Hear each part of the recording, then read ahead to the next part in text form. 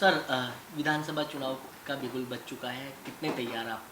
नहीं, तैयारी बिल्कुल कांग्रेस पार्टी की पूरी है, बल्कि ज़मीनी स्तर पे तो कांग्रेस की मौजूदगी जो है और जिस प्रकार से कार्यक्रम कांग्रेस के चल रहे हैं, तो निश्चित रूप से कांग्रेस पूरी तरह से तैयार है।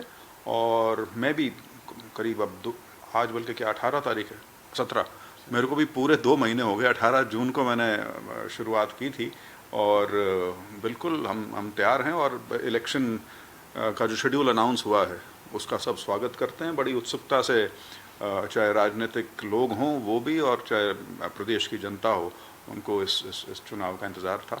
इस बार चौधरी परिवार से सिर्फ आप ही चुनाव लड़ेंगे या माताजी भी चुनाव लड़ रही हैं?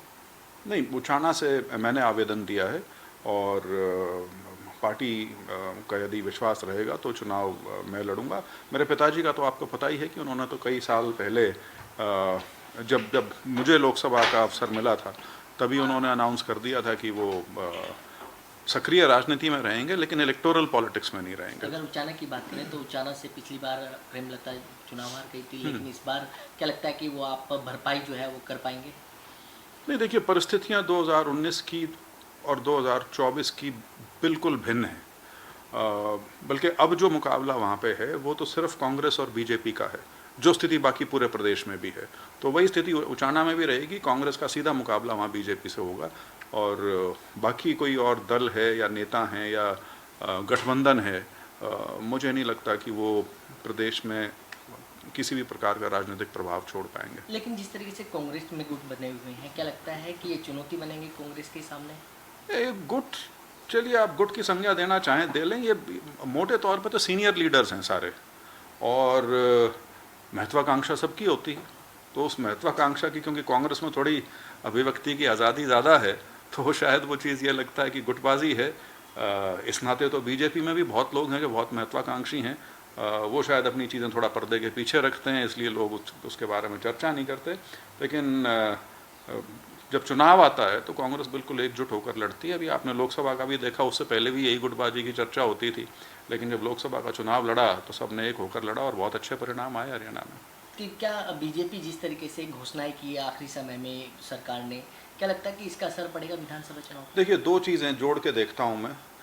जिस प्रकार से 13 मार्च को नायब सैनी जी को मुख्यमंत्री बनाया गया और पहले वाले मुख्यमंत्री जी को हटाया गया, मंत्रिमंडल बदला गया, गठबंधन ख़त्म किया गया उसके 2 दिन बाद इलेक्शन अनाउंस हो गए लोकसभा के।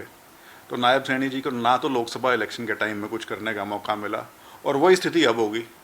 अब ये घोषणाएं जो हैं ज़्यादातर पिछले 1 हफ्ते में हुई हैं और कल इलेक्शन अनाउंस हो गया, तो सारी घोषणाएं जो हैं वो घोषणाएं ही हैं।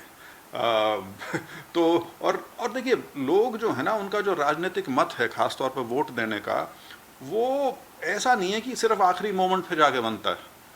एक जो प्रक्रिया है उसमें लोगों का मत 4-6 महीने पहले स्थिर हो जाता है। बहुत थोड़ी संख्या होती है जो अंत तक, जिसको आप कहते हैं फेंस पे बैठती है। तो मुझे नहीं लगता कि इन घोषणाओं का किसी भी प्रकार का इलेक्शन की दृष्टि से कोई असर पड़ने वाला है, क्योंकि हरियाणा का जो मतदाता है वो राजनीतिक रूप से बहुत सचेत है, उसका राजनीतिक विवेक जो है बड़ा तीखा है और वो इन सारी चीज़ों को भली भांति समझता है कि ये सारी घोषणाएं आज से 2-2.5 साल पहले की होती तो इनका कोई औचित्य था। अब ऐसे मुहाने पर जब इलेक्शन भी अनाउंस हो गया, घोषणाएं 4 दिन पहले या 6 दिन पहले हुई हैं, उनका कोई मायने नहीं। हमसे जुड़े रहने के लिए हमारे YouTube चैनल को सब्सक्राइब करें और नई वीडियो की नोटिफिकेशन के लिए बेल आइकॉन को दबाएं। अगर आप ये वीडियो Facebook पर देख रहे हैं तो लाइक जरूर करें और ज्यादा से ज्यादा शेयर करें। धन्यवाद।